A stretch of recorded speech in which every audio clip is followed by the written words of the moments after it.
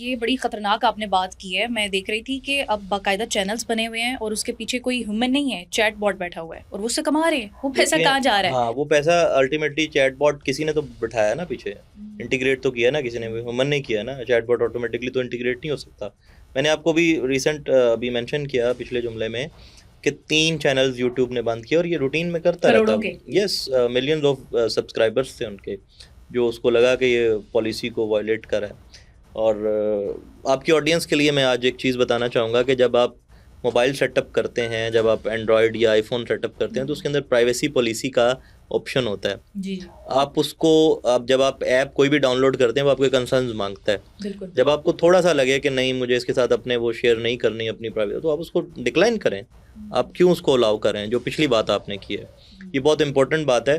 तो आप ये, इसके लिए अवेयरनेस की बड़ी ज़रूरत है। तो मैं कोशिश करूंगा कि इसके ऊपर बात बहुत करूं। सारी एप्स, बहुत सारे कंटेंट में बाकायदा ये होता है कि आप कुकीज एक्सेप्ट नहीं करेंगे तो वो आपको वो चीज़ आपको तो प्रोवाइड आप नहीं उसको होगी। डाउनलोड नहीं करें, आप किसी और चीज़ से काम चलाएं। देखिए, अगर आपको अपनी प्राइवेसी, अपनी सिक्योरिटी, अपनी एथिकल कंसर्न्स अगर आपको अजीज़ हैं, तो आपको फिर ये करना पड़ेगा। इसका कोई हल भी बताएंगे? इसका हल यही है, एक तो चूँकि मैं iOS चलाता हूँ, तो that is very strong in these cases. और एक दूसरा इसका जो सोल्यूशन है वो यही है, जब आप कोई ऐप डाउनलोड करते हैं उसके अंदर वो आपसे परमिशन मांगता है कि मैं आपके माइक्रोफोन को एक्सेस कर लूँ जबकि उसको ज़रूरत नहीं है, मैं आपके गैलरी को एक्सेस कर लूँ जबकि उसको ज़रूरत नहीं है। तो मैं अपने जितने भी मेरे हैं, मैंने उनको जो भी पिक्चर देनी है वन टाइम देनी है, फुल एक्सेस दी भी नहीं है।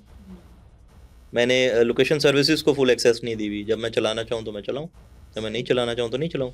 माइक्रोफोन की एक्सेस मैंने ऑलवेज इनेबल नहीं की हुई। जब ज़रूरत है या जब मैं उसको चलाना चाहूँ तो चलाऊँ। तो यही वो रास्ता है जिसकी वजह से जो हम यस, ये सोच रहे होते हैं वो हमारे सामने आ रहा अल्टीमेटली होता है। अल्टीमेटली यही वो है वे। और मेरे ख्याल से और तरीका नहीं है ना, और आपके सर पे तो कोई बैठा नहीं है, या तो आपके फरिश्ते इधर उधर वाले भेज रहे हैं डेटा, ऐसा नहीं है। तो ये आपका मोबाइल वो भी फ़ोन, लिख रहे हैं। मोबाइल फ़ोन अभी तो मोबाइल फ़ोन है। अब आप स्मार्ट वॉचेस, अब आप स्मार्ट रिंग्स और स्मार्ट बर्ड्स, और अभी तो वो जो आपकी एआई ग्लासेस भी आ चुकी हैं और वो सारी चीज़ें। ये तो जितना ज़्यादा आप गैजेट्स को इंटीग्रेट करते जाएंगे अपनी लाइफ में, आपके लिए खतरे का कॉम्प्लेक्सिटी बढ़ती खतरा जाएगी। बढ़ता जाएगा।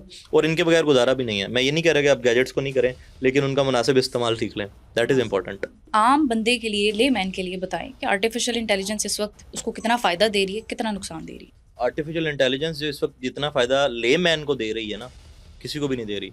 आपके पास अगर चैट जीपीटी का पेड वर्जन है ना, तो आप चैट जीपीटी पे जाएं और उसको कहें कि मैंने मेटा के ऊपर ऐड क्रिएट करना है, वो आपको पूरा प्रोसेस स्टेप बाय स्टेप बताएगा। आप उसको कहें कि मैंने गूगल पे ऐड क्रिएट, है? आपको बहुत कुछ किसी सीखने के लिए है। किसी मास्टर क्लास की ज़रूरत नहीं है। आपको अगर समझ नहीं आ रही मैंने ट्रैकिंग कैसे करनी है, उसे कहेंगे मुझे यूटीएम ट्रैकिंग करनी है, मुझे बना के दो। वो आपको प्रॉपर ट्रैकिंग के आपको कोड्स बना के देगा। आपको वेबसाइट बनानी नहीं आती, आप उसे अपना पूरा एक बता दें कि मुझे ये वेबसाइट इस तरह बनानी है, वो आपको पूरी कोडिंग कर देगा। आप जब कॉपी पेस्ट करो और तुम्हारा काम हो जाएगा। इससे ज़्यादा क्या चाहिए आम आदमी को, इससे ज़्यादा क्या चाहिए। वो नुकसान भी हो रहा है। नुकसान तो हो रहा है। अब नुकसान क्या हो रहा है कि आप एक तो आपका प्राइवेसी ख़त्म हो गई, दूसरा आप लोगों के बारे में गलत इंफॉर्मेशन जो है वो फैला रहे हैं ज़्यादा से ज़्यादा। आप देख रहे हैं फेक वीडियोस आ जाती हैं, फेक पिक्चर्स आ जाती हैं, फिर लोगों को एक्सप्लेनेशंस देनी पड़ती हैं, ये मैं नहीं हूँ, ये मेरा एआई है, ये मेरा वो है। तो ये सारी चीज़ें नुकसान आती हैं ना। और दूसरा जो सबसे बड़ा नुकसान है इसका, क्रिएटिविटी आपकी चैलेंज हो रही है। बिल्कुल। लेकिन एक तरह से इसके अंदर कि आपकी क्रिएटिविटी, अगर दूसरे एंगल से मैं देखूं कि आपकी क्रिएटिविटी ये बढ़ा भी रहा है। क्यों बढ़ा रहा है? जब आप उसको प्रॉम्प्ट देंगे ना, जब तक आप जो रिजल्ट लेना चाह रहे हैं उसके मतलब की प्रॉम्प्ट नहीं देंगे, वो आपको रिस्पॉन्स उस तरह से नहीं देगा, आपका रिजल्ट आपके मतलब का दोनों नहीं आएगा। पहलू है, क्रिएटिविटी बढ़ा भी रहा है बढ़ा और भी रहा। आपकी ये क्रिएटिविटी देखें, पे चैलेंज भी कर देर रहा are two aspects of everything. जैसे कहते हैं तस्वीर के दो रुख होते हैं, एक रंगीन और एक खाली। तो आप पे डिपेंड करता है कि आप किसके ऊपर वो कर रहे हैं, आप किससे फ़ायदा उठा रहे हैं, किससे नुकसान करा रहे हैं, ये आप पे है। है। तो आपकी डिसीजन मेकिंग है। आपकी डिसीजन मेकिंग है। आप देखें कि हमारे मुल्क में या पूरी दुनिया में नेगेटिव कंटेंट बनाने वाले लोग भी हैं, पॉजिटिव बनाने वाले भी लोग भी हैं। पॉजिटिव भी देखा जाता है, नेगेटिव ज़्यादा देखा जाता है, क्योंकि जो गंदगी है या जो बुराई है वो जल्दी फैलती है, लेकिन उसका टाइम स्पैन थोड़ा होता है।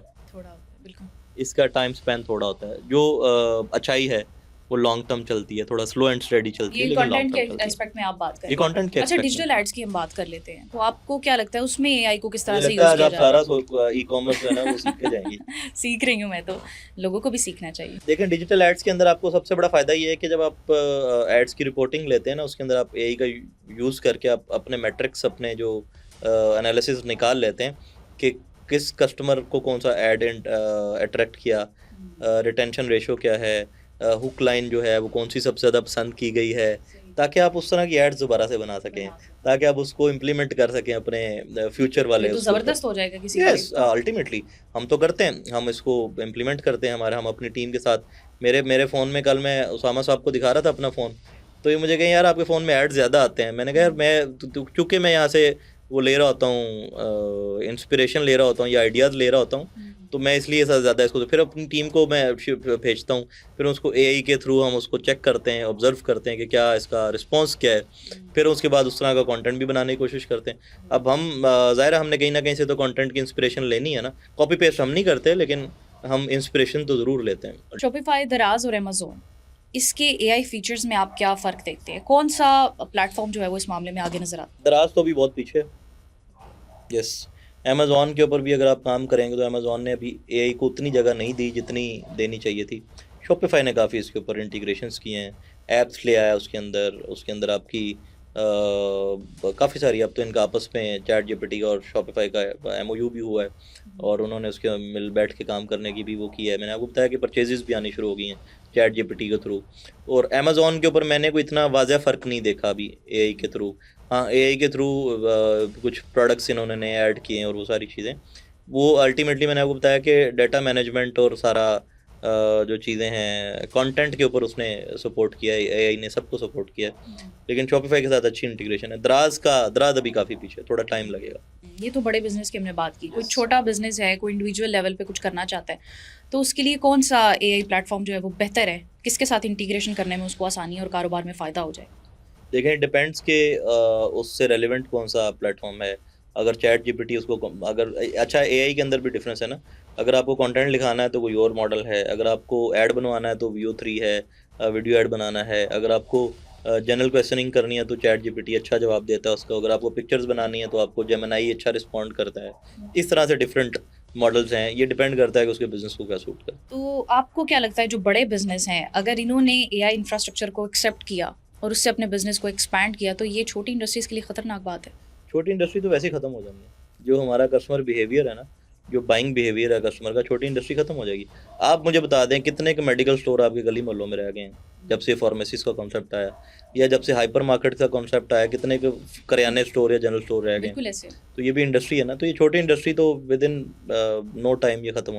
तो लोगों को वक्त से पहले तैयारी पकड़ लेनी। वो लोगों को अपने आप को ना, हमारे लोगों में अडाप्टेबिलिटी का इशू है, अडाप्टेबिलिटी हमें थोड़ी सी बढ़ानी चाहिए। और वक्त आ गया है, वक्त से पहले नहीं, हम वक्त से थोड़ा पीछे हैं, काफ़ी पीछे हैं इवन।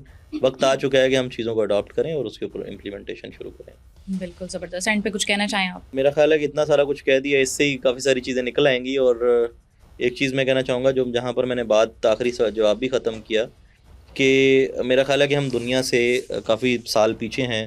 हम अपने जैसे डेवलपिंग कंट्रीज से भी काफ़ी साल पीछे हैं, अपने नेबर कंट्री की इकोनॉमी से भी काफ़ी पीछे हैं। तो हमें अडॉप्टेबिलिटी को आसान करना चाहिए और अपनी इंडस्ट्री को सपोर्ट करना चाहिए, मैं ये कहूँगा। चाहे वो एआई इंडस्ट्री है, चाहे वो ई कॉमर्स इंडस्ट्री है, चाहे वो फिज़िकल इंडस्ट्री है। तो बस मेरे ख्याल से आज के लिए इतना ही बहुत है।